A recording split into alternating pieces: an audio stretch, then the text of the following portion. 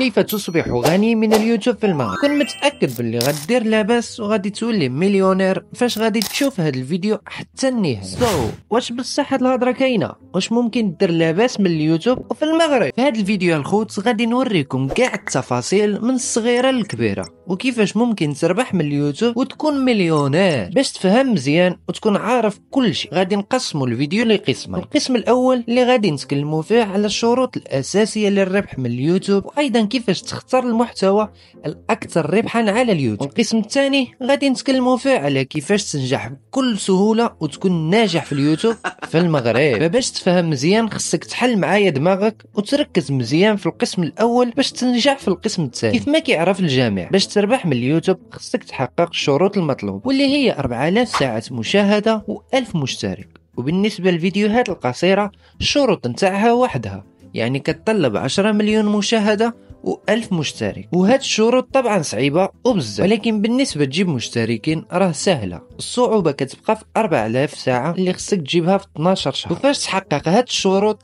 راه ما كيعنيش انك صافي درتي لاباس ورجعتي مليونير وقناتك تقبلت في اليوتيوب. وقف عند حدك، راه مازال الخير. اول حاجه خاص المحتوى نتاعك يكون متوافق مع الشروط الاساسيه اللي دايرها اليوتيوب. يعني اليوتيوب عنده شروط خاصه به لازم تحترمها باش قناتك تكون مقبوله. ومن هاد الشروط هي الفيديوهات يكونوا اصليين، يعني الفيديوهات نتاعك ما تجيبش فيديوهات من قناه اخرى يعني تكون شفار وتقول خلاص صافي الفيديوهات يعني نتاعي والقناه راح تقبل في اليوتيوب. وثاني حاجه ما يكونش عندك الكوبي رايت في القناه، يعني ما تديرش فيديوهات ويكونوا نتاعك يعني اصليين وتجيب اغاني اللي هي مشهوره وعليها حقوق الطبع والنشر وديرها على الفيديوهات نتاعك وتفعل القناه باش تشوف واش اليوتيوب راح يقبل القناه ولا لا. كون متاكد اليوتيوب ما غاديش يقبل لك القناه. وثالث شيء وهي الفيديوهات او المحتوى ما يتضمنش هاد الاشياء اللي كتشوفها الان في الفيديو، يعني العنف، اباحه، حروب، النص الى اخره. يعني شوف هاد الشروط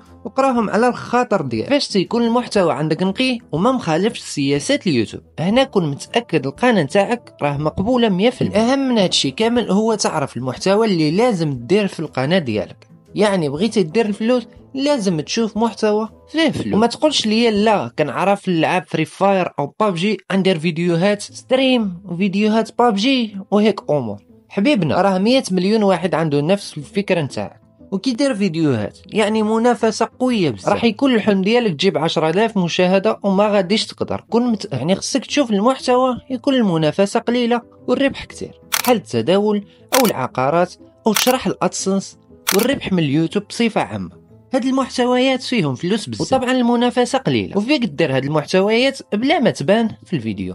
تستخدم الصوت ديالك فقط ودير مونتاج مزيان وراك ناضي. والنقطه الثانيه والاهم وهي المحتوى الاجنبي. اذا كنت من الناس اللي عندهم اللغه او حتى الا ما كنتيش عندك اللغه فيك تستخدم جوجل تراديكس. راه المحتوى الاجنبي فيه فلوس بزاف. السي بي ام والار بي ام طالعين فيه بزاف. باش نشرح لك اكثر باش تفهم، حنا في المغرب الربح عندنا قليل بزاف مقارنه بالخليج او الاجانب. في المغرب على كل 1000 مشاهده ممكن تتخلص من 0.10 او اقل الى 0.80 سنت، يعني حتى دولار ما وصلناه. وممكن توصل لواحد دولار في احسن محتوى، يعني فلوس قليله بزاف. اما بالنسبه للخليج السعوديه مثلا على كل 1000 مشاهده تربح ما بين 1 دولار حتى 8 دولار، يعني فلوس الله يبارك. اما الاجانب بحال امريكا او كندا على كل 1000 مشاهده تربح ما بين 3 دولار حتى ل 20 دولار، يعني فرق السماء مع الارض. لهذا افضل شيء دير محتوى اجنبي او حتى خليجي بصفه عامه. عرفنا دابا كيفاش الربح من اليوتيوب. تفتح القناه، تحقق الشروط وتكون عارف الشروط الاساسيه لليوتيوب وما تخالفهاش، ودير محتوى اجنبي او خليجي. اذا حاب تعمل المحتوى نتاعك بالدارجه المغربيه فراه مزيان حيت تعرف تهدر وتصنع حاجات ناضيه، ولكن الربح غادي يكون قليل وقليل بزاف وانت تعرف. المهم دير شي حركه وما تبقاش غير جالس، تبع الخطوات اللي قلت لك ودير محتوى وربح فلوس. يلا تقعد بركابي. وباش نختموا الفيديو بغيت نوضح حاجه، المشتركين راه ما عندهم حتى دخل في الربح. الخوت الربح تيجي من المشاهدات، يعني ما تقولش بلي عندك 100,000 مشترك صاي غادي نتخلص من المشتركين. لازم يشاهدوا الفيديو نتاعك ويظهر لهم اعلان باش تربح انت فلوس. وهذا هو المشكل المحتوى المغربي، اعلانات قليله مقارنه بالخليج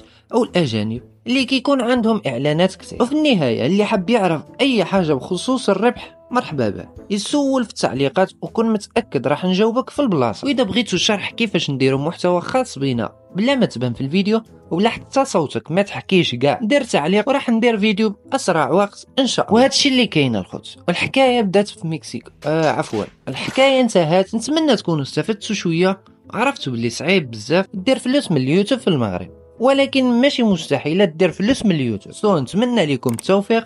ما تنسوش ديروا ابينو، راه جايين فيديوهات ناضيين. وشكرا لكم على الدعم وعلى المشاهده. كان معكم خوكم نيرو، نتلاقاو في فيديو جديد.